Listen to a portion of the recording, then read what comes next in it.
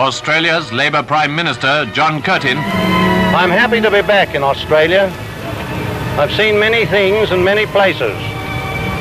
And although every man can be forgiven for loving his own country best, I believe it is an impartial assessment of the facts to say that I have not seen any country or any people better than my own. Welcome to Curtin's Cast, the John Curtin Research Centre's podcast, brought to you by myself, Nick Dyrenforth, and Redbridge's Cos Samaras. Each week, we bring you the freshest and most challenging conversations from the world of Australian and global politics, culture and ideas. Welcome back, Curtinistas. Welcome back to Curtin's Cast. It's already the middle of August. And a big shout out to my favourite human being, my mum. It's her birthday. Happy birthday, Mum. I'm not going to give away your age, but I hope you're having a great one and we're going to have dinner later tonight. Today, Curtinistas, I'm joined once again by Kung Fu Cos Samaras. Cosy, g'day. Welcome back in the swing of things. Yep. And we're joined today by the Deputy Director of the John Curtin Research Centre and our Chief Economist, Dr. Dominic Meagher. Dom.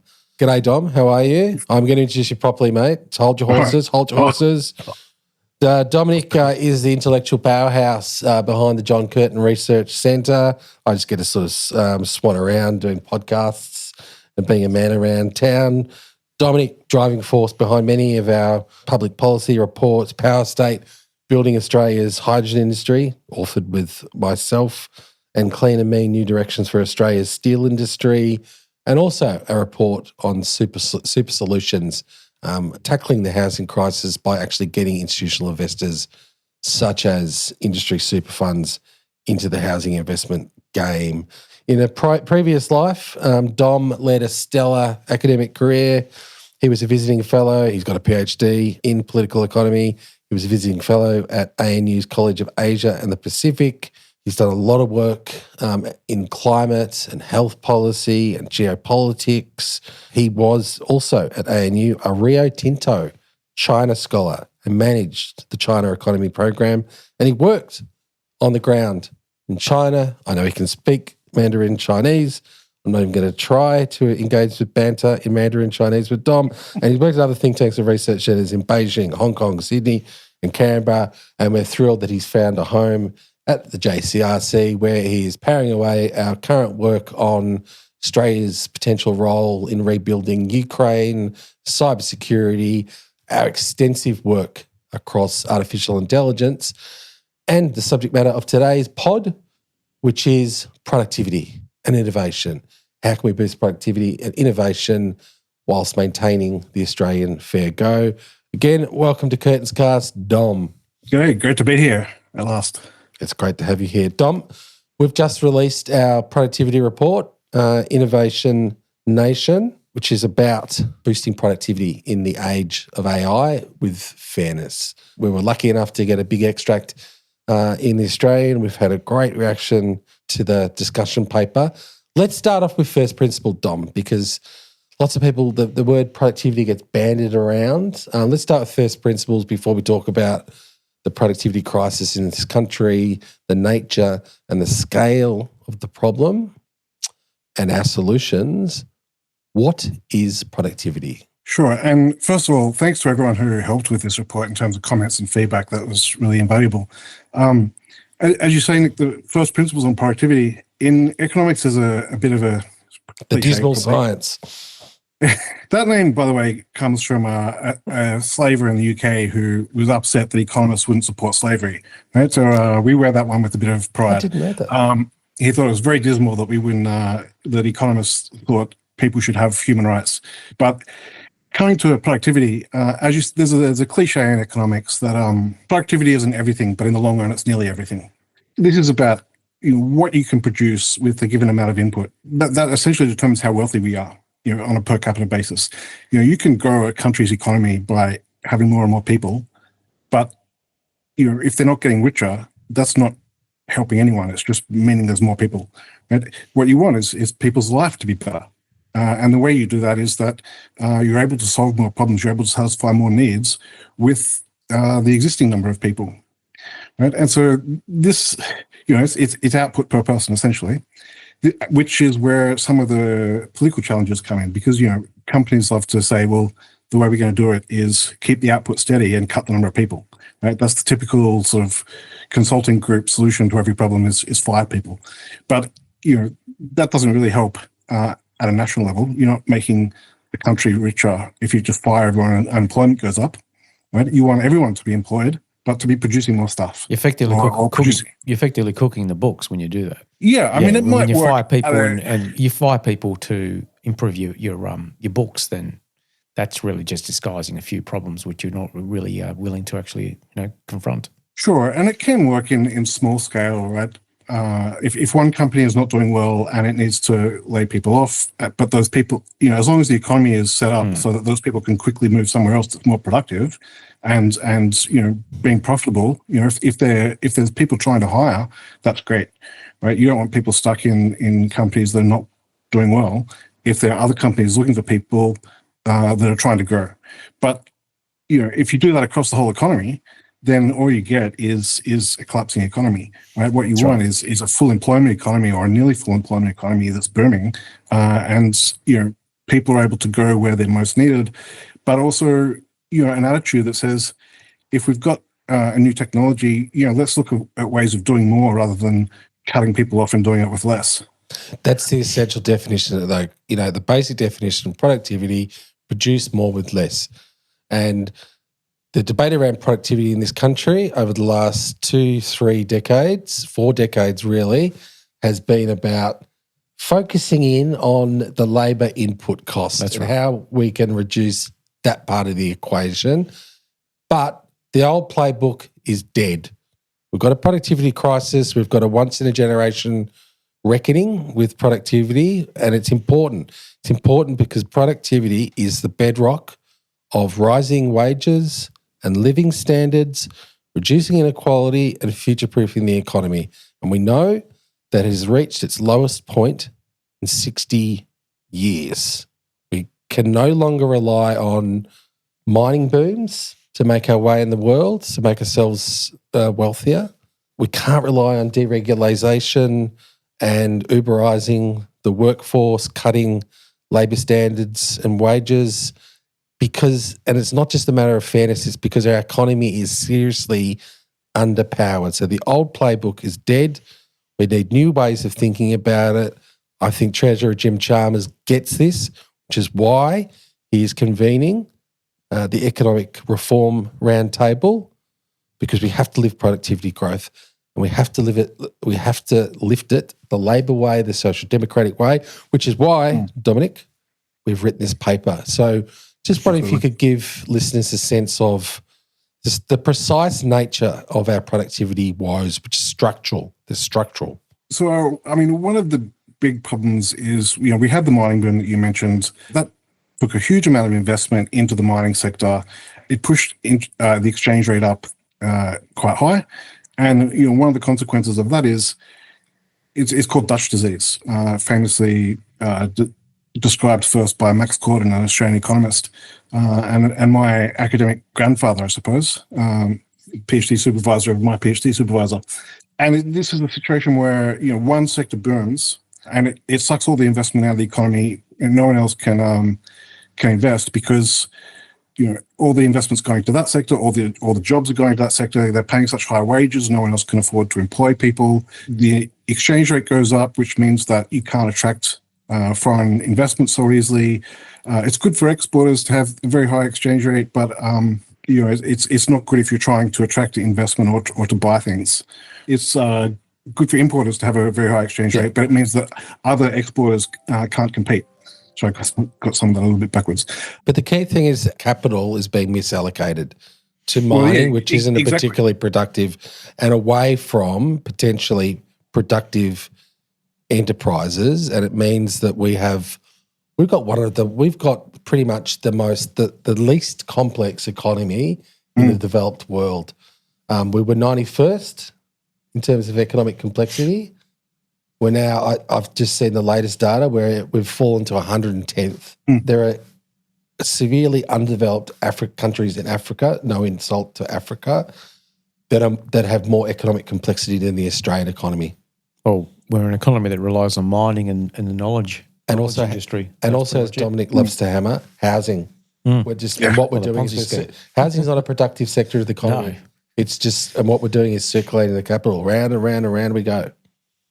Yeah, so that's actually one of the chapters that we'll probably come to later. But as Nick's saying, so much of our investment just is increasing the leverage on existing housing stock, and that's not really investing in anything. It's property speculation. That's right. And so that's not productive, right? An investment to me is something you put money in into a project that's going to produce something in the future, more than you have now, right? And so it's got a future return that's bigger than your current income, right? That's what an investment really means.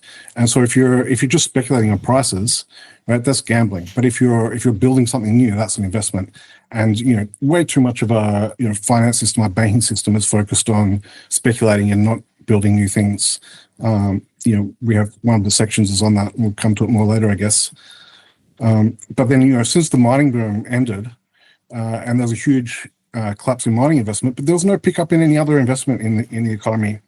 Right, so you get much less capital per worker, less equipment per worker coming through, and what you see is that wages respond to that. Right, if people aren't able to be producing more than they were before, then wages stagnate, and that's what's happened since the mining boom, especially since Tony Abbott was elected. Right, there's a huge collapse in investment once he was elected, and part of that is their opposition to new industries. Right, renewable energy to high-tech stuff. The former government had a big propensity to support vested interests rather than emerging businesses. But there's a few other reasons as well. I mean, the exchange rate effect of the mining boom and the Dutch disease is one of them. But it's good to see the focus on getting things back into investment focused and productivity focused now. Yes, and we have to reimagine what productivity is. We've got to move beyond that stale, rigid ideology. We've got to grow. We've got to grow smarter. Isn't the best way we can define it? Best way we can define good productivity is you've got a happy society, right? Your workforce is happy, the economy is going well, people are prospering. That's what good productivity means. And I mean that is really capturing the idea of what are you making? Right? That's right. You're not making widgets. You're making people's lives better. That's right. How much are you improving people's lives per bit of effort that it takes to achieve that? Yeah, and it runs. Economics is really the study of welfare, right? Your consumer function is a welfare function or a utility function, right? But how do you define that? It's often defined simplistically as just how much do you spend, right? Your consumption bundle, and we assume that people spend things on things that make them happier. But that's a huge simplification. And broadly defined, it's exactly as you said, Cos. It's how much are you making people's lives better. That's right. And I suspect that some, I wouldn't say economists, but some political commentators may actually have their wires crossed when it comes to this, because if you believe what they write, it's actually the opposite. It's not about making society happier. It's about smashing it down so you can produce more. No, and we're very clear that when we're boosting productivity, it's because we want the economy to work for people, not the other way around. Correct. It's a basic labour and social democratic principle. And yes, it does mean investing in high tech, the digitalisation of the economy. I know Cos is like jamming at the bit to talk about AI and the tech bros, his mates, the tech bros. But we have to broaden the conversation about how we can, deal with AI and incredible technological change, how we can do it inclusively, fairness, also paying attention to the regions. So not just thinking about productivity in terms of the inner cities, but the outer suburbs and the regions, and thinking about it in terms of sovereign capability, national resilience. We've laid out in our report 6 strategic pathways, which we think are pragmatic. They're grounded in the national interest.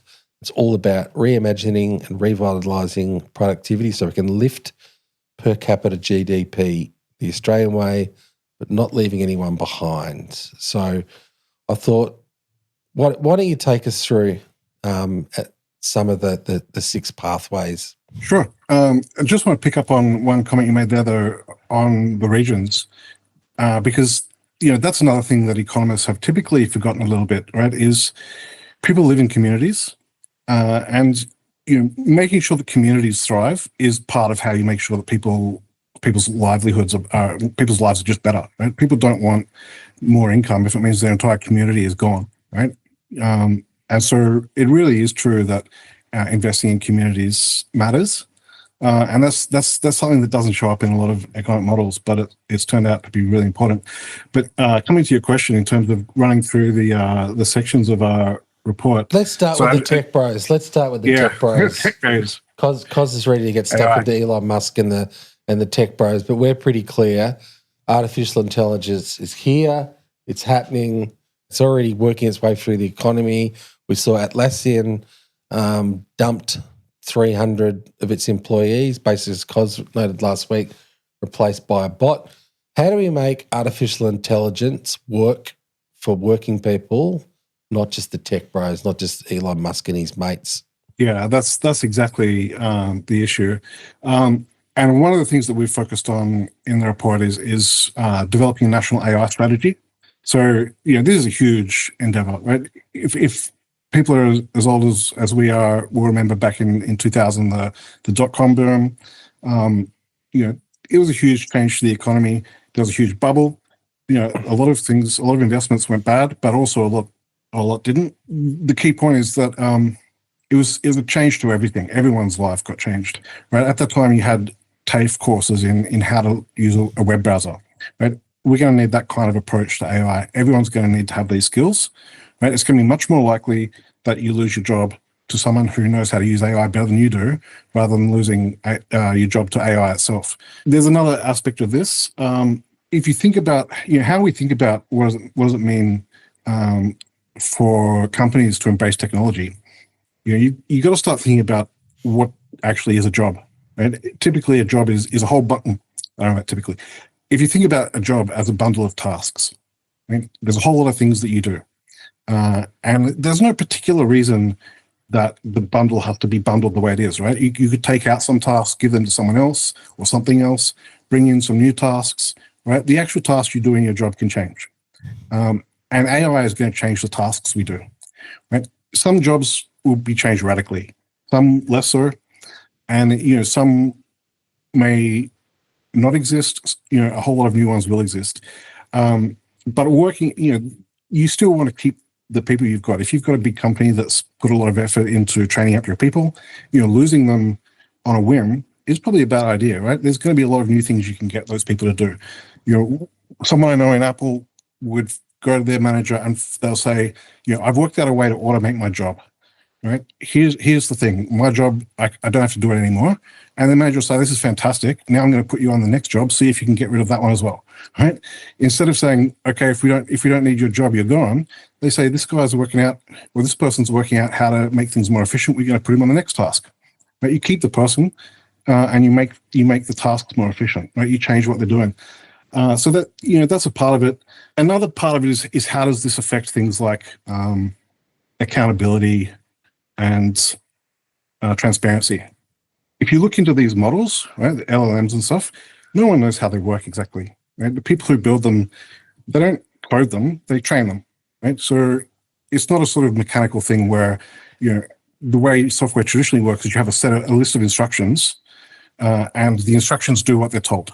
Right? Exactly. It's a sort of a digital process, code in, results out. AI is not like that. It's much more analog. Right? It's kind of rough and ready.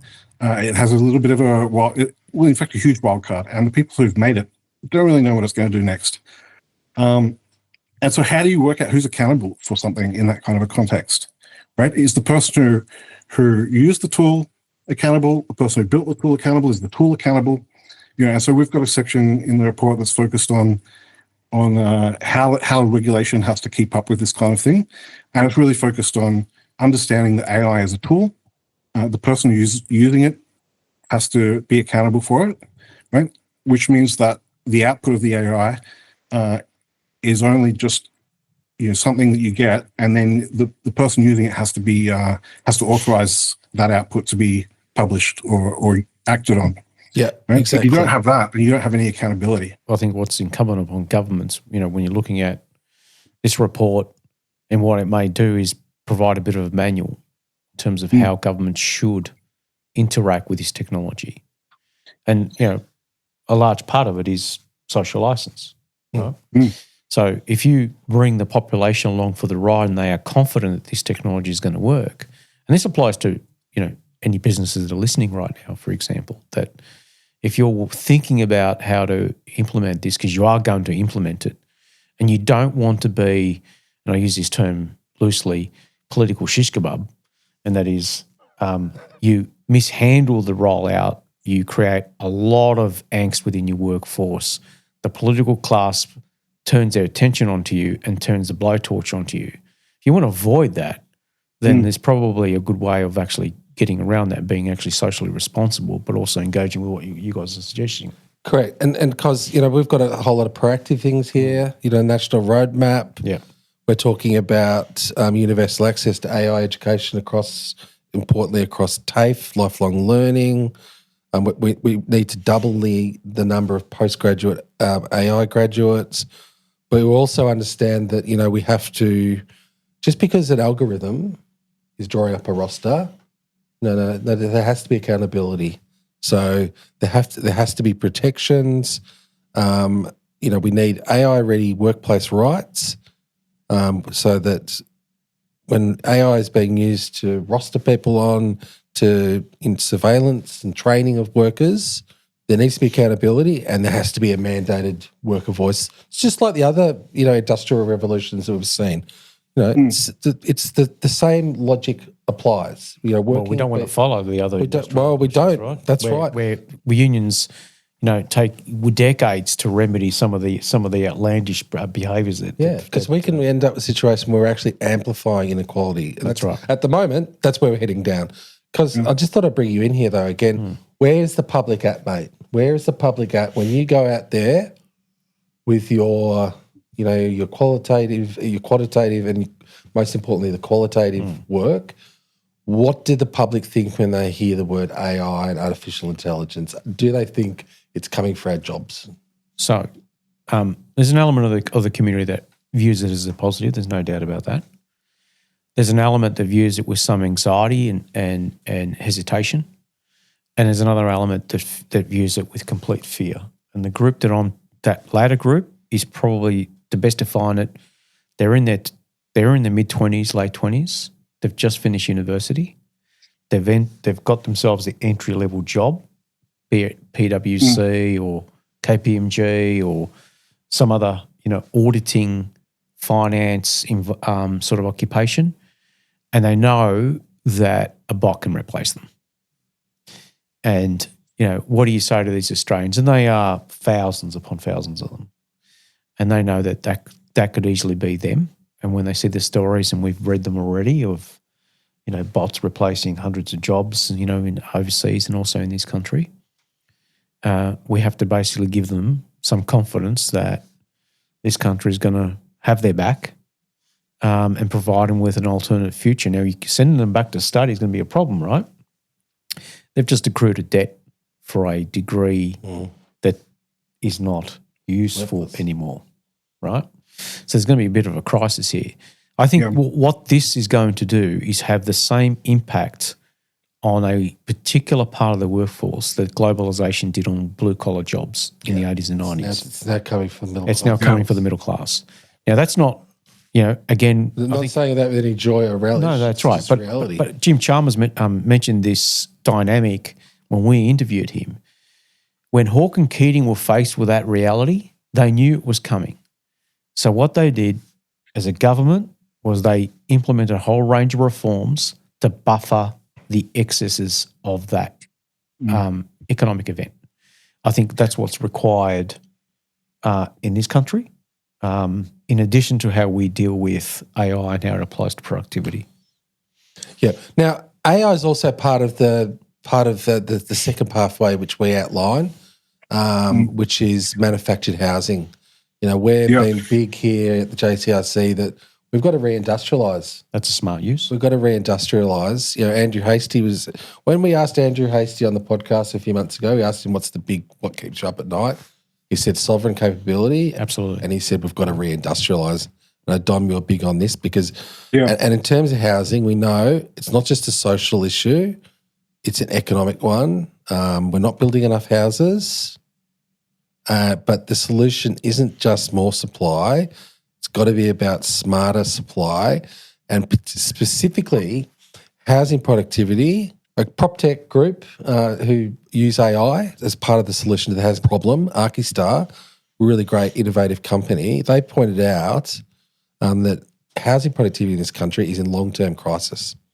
And they pointed out there's been a 12% decline over the last 30 years, despite a 49% growth in the broader economy. And they say that adds up to a $3 to $5 billion opportunity cost.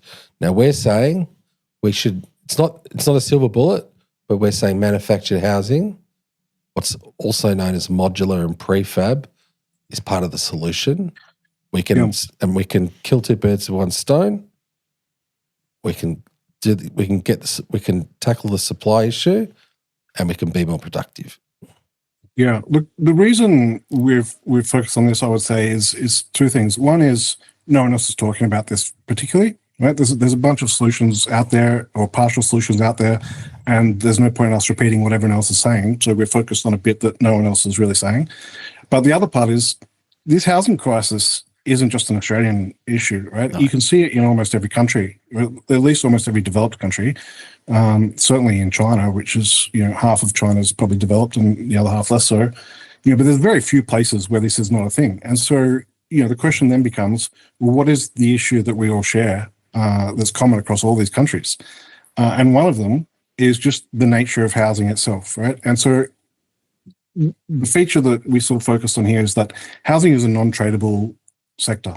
Right? It's not something that you can easily sell to another country. Right? You can't put a house on a ship easily. Right? Typically, you have to build it on site. Right? The construction workers come to the site, and that's where they build it. If you look at inflation in non-tradable sectors compared to tradable sectors, right? Meaning housing, hairdressing, health, education, things where you've got to be there face to face, those are the non-tradable sectors. And tradable sectors being anything you can put on a ship.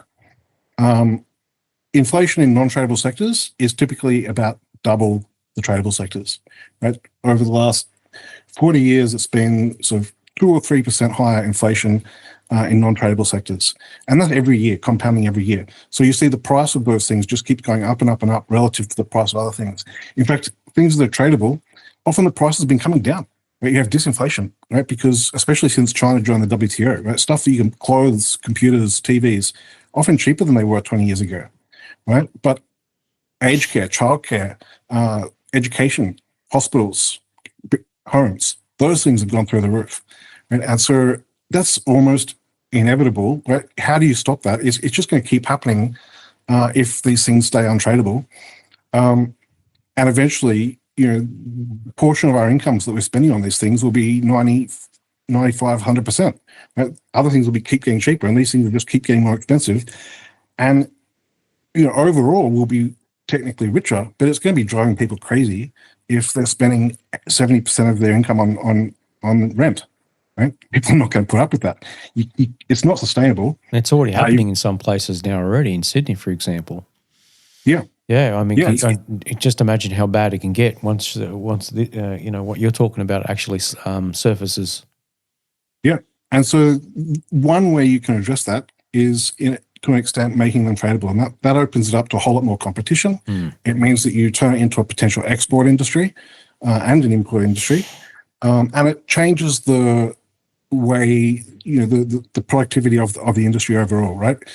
So when we say what does that mean? It means turning it into a manufacturing industry. So big chunks of houses, components of houses, or whatever, built in factories or warehouses, and then transported to site for assembly. Right? And that means you can be theorizing, Dom. In Sweden, for instance, 80% of new detached home builds are prefabricated. but they also export, which goes to Monday. Dom's point. Yes. Right? Yeah, you can turn a kitchen into you can have a flat pack kitchen, ship it to or truck it to somewhere, and then assemble it on site. Yeah, Germany's got a similar industry, and they export to Spain, to large parts of Europe. Yep.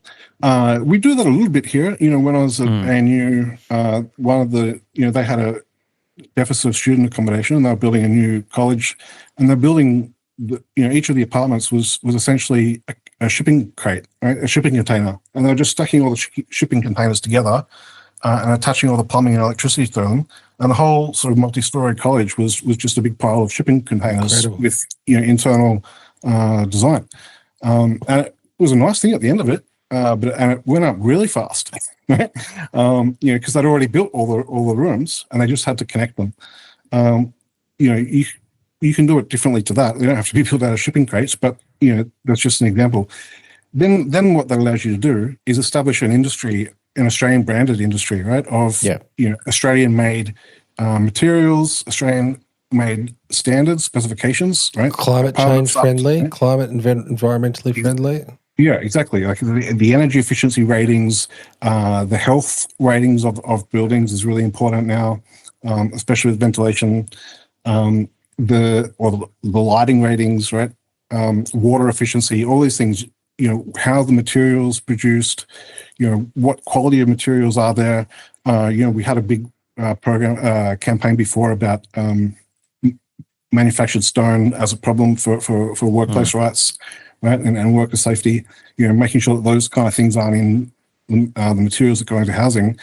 You can have really high standard manufactured components of housing, and you can monitor that in a way that's much harder to monitor in the construction industry, right? Because so much is done at a particular site, and once it's done in a manufactured way, it's the same every time, right? I mean, you can specify, you can have it bespoke, but the process is repeatable, so it becomes much more efficient. The key here is you can export it. Yeah, the key is you can export it, right? And that can be Australian materials, Australian timber, Australian whatever. Very brandable. That's what tackles inflation, really, doesn't it, for the product? Because it basically you expand the market, and rather than just how the housing market is situated right now, which is just very expensive process that ends up just contributing to inflation. We're just cycling money around, and we're going to talk about the role of the banks because we've got, and we're going to do a lot more work in this space, Dom. Our proposal will come up against vested interests. It's not the interests of property developers. No. It's not the interests of banks. We're going to turn to the banks and give them a bashing in a minute because they're just happy to have the majority of their banking as mortgages going to unproductive investment sectors of the economy. But also, Cozzy, this is potentially great for the labour movement. If you've got a factory where you're manufacturing housing, if you've got the workers on one site, what does that make it easy to do? Organise. That's right. So, Dom, we think it's a practical solution, which it's a very good idea. Tackles a few problems at once. Disaster resilience and climate mitigation. Most people would think, what are you guys on? What's this got to do with productivity? Why don't you explain to listeners why we think that tackling climate mitigation, because we're now. We've probably left it too late. We're dealing with the effects of climate change. What does disaster relief, responding to floods and fires and storms, got to do with it? And a great, a really easy way of thinking about it is we've got to stop sending out the ADF. We've got to stop sending the army to deal post hoc with these climate change related disasters.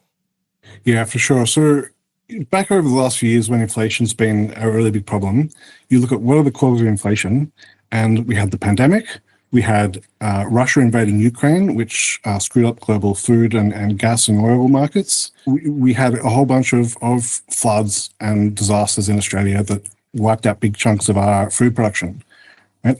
And that last one caused our food prices to go through the roof more than any of the others. And when floods or cyclones or whatever, droughts may be harder to deal with, but come through and knock out food production, especially, the prices go through the roof.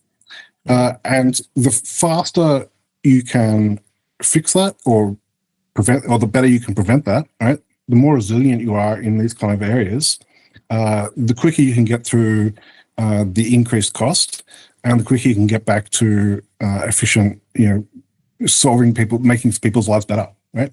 And so, this is a sort of a preventative form of productivity more than anything. This is a big cost that we're going to have to deal with. And climate change means these disasters are just going to be more frequent and a bigger deal, right? They're not going anywhere. We can't pretend to be shocked every time this happens. It's going to happen all the time, and we just have to be ready for it all the time, right? In order to respond as quickly as possible. It's a permanent problem, and we need a permanent civilian, which is why, as I said, you're the brains, the intellectual powerhouse. You're calling for a civilian-led national climate resilient corps focused on prevention, emergency response, and regional development, training up reservists, embedding this model in regional and remote and rural communities, and it's all about jobs, skills, national preparedness, resilience, and productivity. It's a new industry, really, isn't it? Sorry? You're effectively We're talking about creating a whole new industry. That's right. And exporting it, Cozzy, and exporting it. That's right. We'll let the expert explain. The big challenge with these kind of things is that when a disaster comes through, it happens in a particular place, and all of a sudden you need a huge number of people, suddenly to turn up and do some, frankly, pretty moderately skilled work, right? Not unskilled, but not really hugely technical, right? A lot of it is pretty easy, but you have to be organized. You have to be, it's logistical stuff, and you need a lot of boots on the ground. And that's why the ADF keeps getting called on, because they're the only sovereign resource we have that's good at logistics, really, and deployable. So, what do you do instead? Well, you have a civilian version of the Army Reserve, essentially, right? A group, of people that you can call on who are trained in those basic things and are part of your logistical organization network that you can call on when there's a crisis, and then you can have them go back to their work that they're doing normally when you've solved the emergency in that local area. Because as much as possible, you prefer locals to be working who know the area, who know the people, who care about the stuff, right? And are keen to step up. And so, what does that mean? It means you need to be able to train a huge number of people. And, part of that means we're saying if we're going to be training maybe 2 or 5 million people in some of these basic skills, pay them, right? And, having a guaranteed paid training skills development means you've almost got a pilot version of a jobs guarantee in this kind of a model, right? If anyone can go along to basic civilian disaster resilience training and get paid for the training and potentially paid to be on standby, that means there's a jobs guarantee for people. And so that helps deal with, some of the entrenched disadvantage and intergenerational disadvantage that Jim Chalmers talks about sometimes. It also means you've got, these have regional requirements. So it's not going to be all in the cities. These are going to be jobs in the regions. And it's also something that the Pacific Islands are especially facing. So, we can work with them on these kind of things as well, training them. And then I guess the other part of it, we've got an existing group of people, volunteers, who are getting a bit older, right? Typically, the average age of the volunteers is not young. And, part of what we're proposing here is that those people become the trainers. They've got to pass on the knowledge to the next generation, and that they should get paid. Those can potentially full-time jobs, or, as much as they want, really. They should be getting paid to do that training as a thank you for all the volunteering that they've been doing over the last decades. And then the other side of it is the equipment, right? And so this is the sovereign capability side as well. So if you're talking about having a really big investment in responding quickly to disasters, all those people need to use equipment, right? You have helicopters dealing with fires. Sometimes we have amphibious evacuations, meaning boats. You have to have trucks to get to places. You have to have PPE. You have to have gear. You have drones. There's a lot of civilian equipment that needs to be manufactured. And if we're working with New Zealand and the Pacific Islands, we're doing it on a scale of 45 million people instead of just our 25.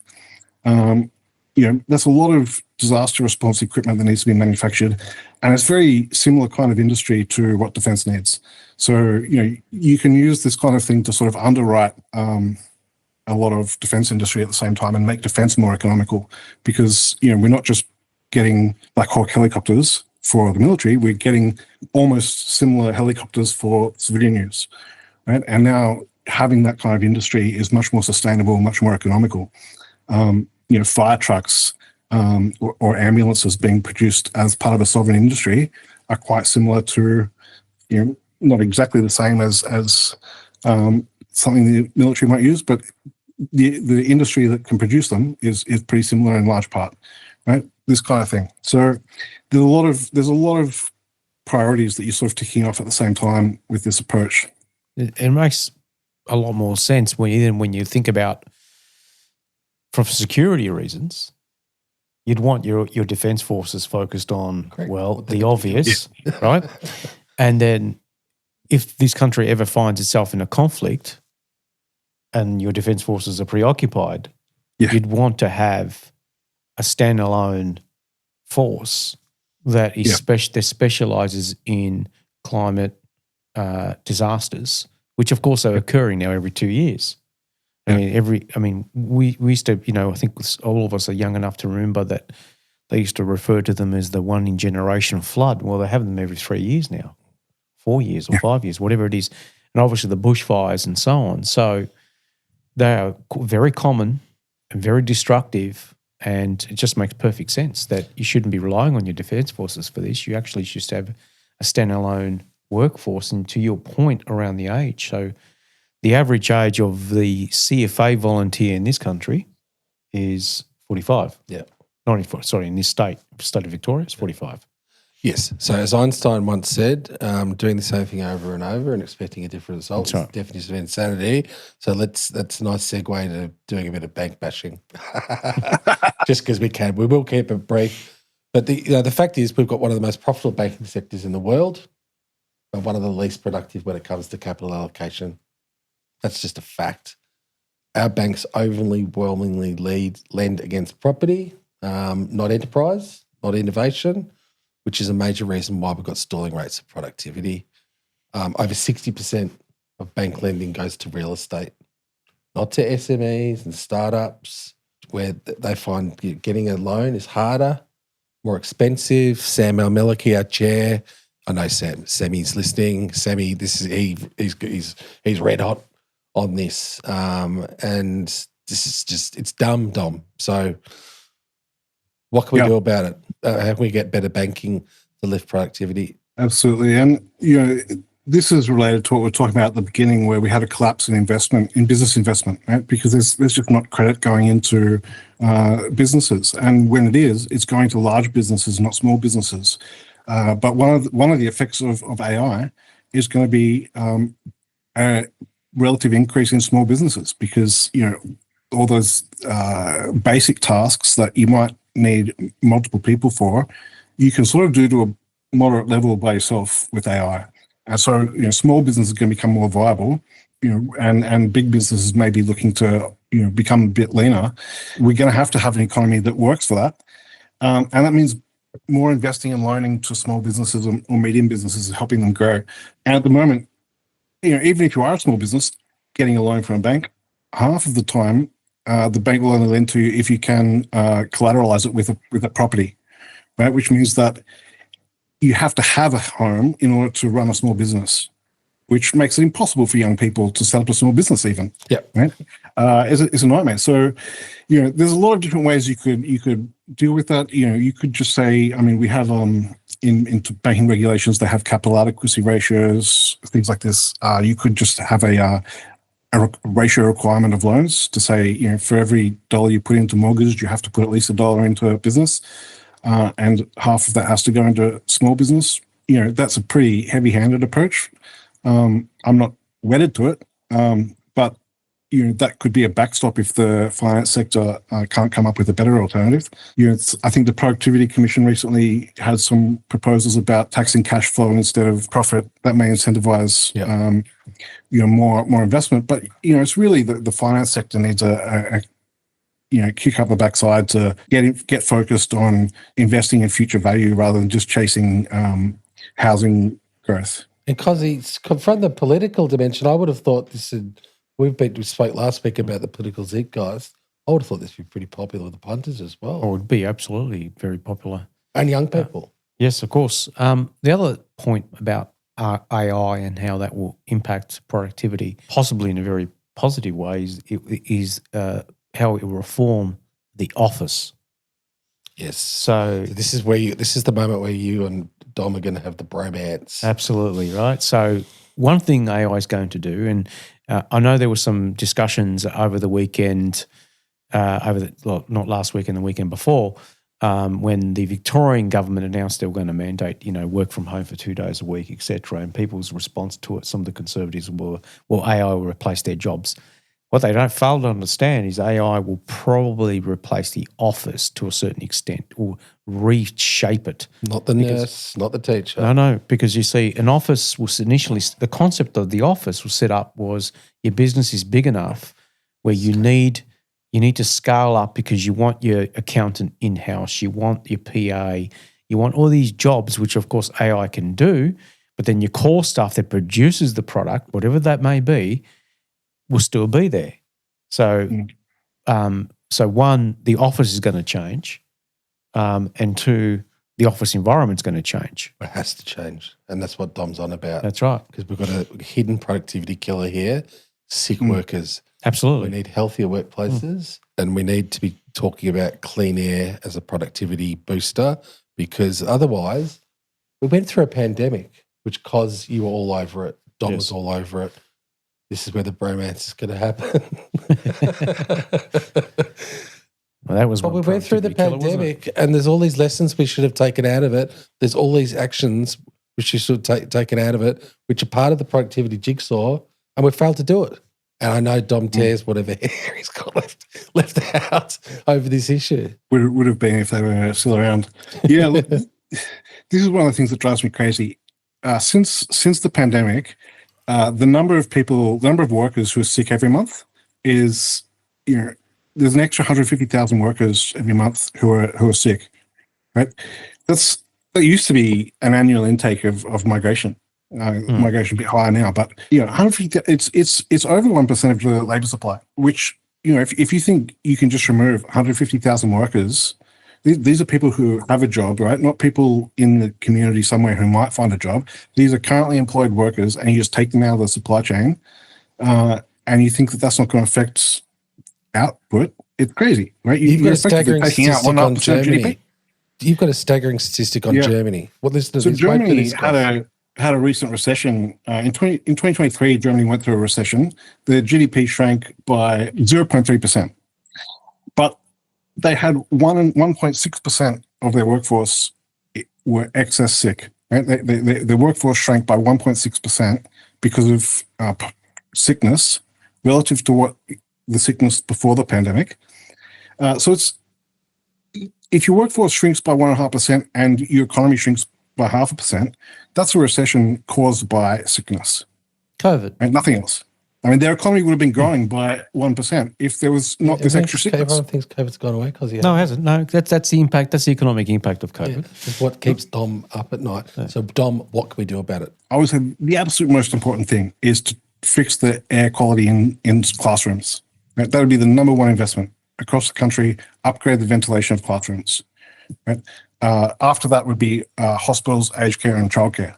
A lot of offices already have pretty decent ventilation. They're mostly in new buildings. A lot of classrooms, are in pretty old buildings. If they have ventilation at all, it's a window, right? And the window outside air is often cold or hot or noisy, right? And so people don't really want to turn it on. Don't really want to open it. We have to upgrade classrooms because that's where the hub of lots of people from lots of different parts of the community come, right?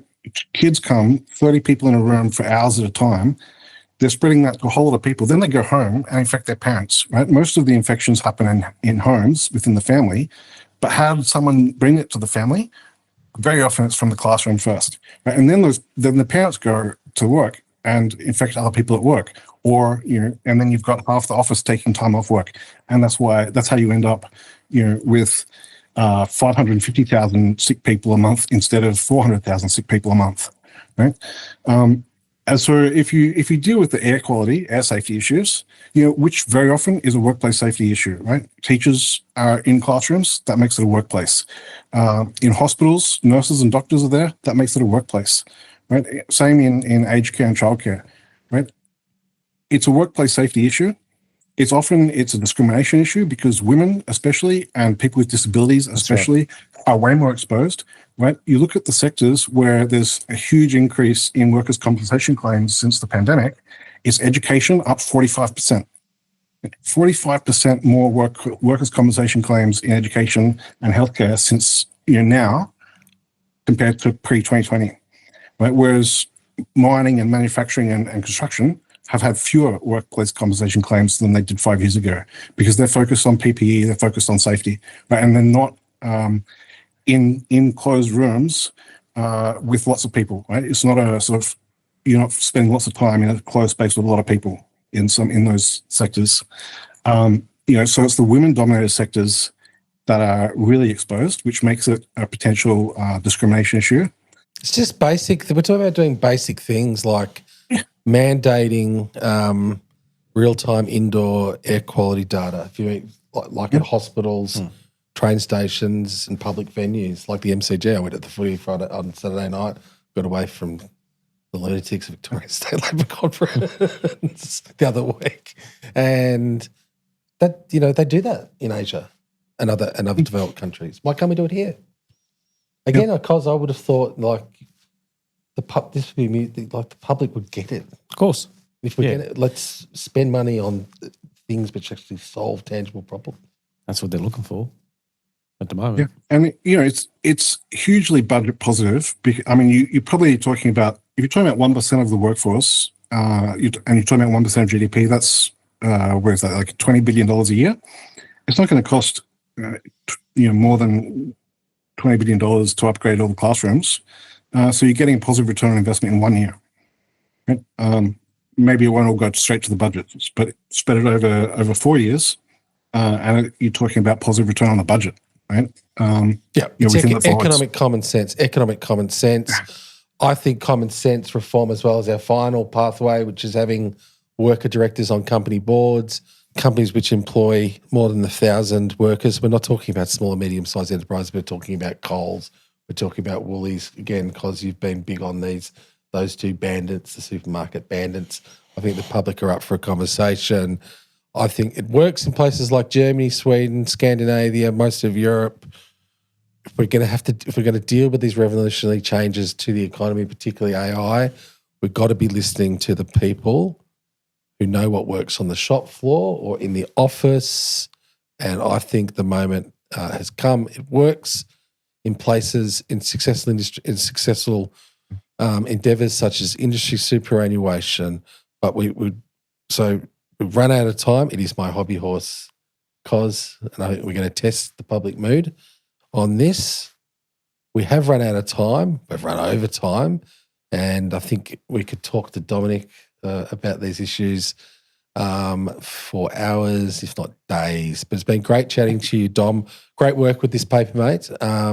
It's made a splash, and I hope it continues to make a splash and informs the Albanese Labor government's thinking in this space. So thank you, Dom, for jumping on Curtin's cast. Kung Fu Cos. Thank you. Thank you too. And thank you to listeners. Thank you for tuning in. Don't forget, you can check us out on Apple, Spotify, and YouTube. Even though they're all run by the tech bros that we've been giving a kicking to. Till next week, Curtinistas, we've got a terrific guest, the Premier of South Australia. Absolutely. Peter Malinauskas joining us. It's ciao and arrivederci.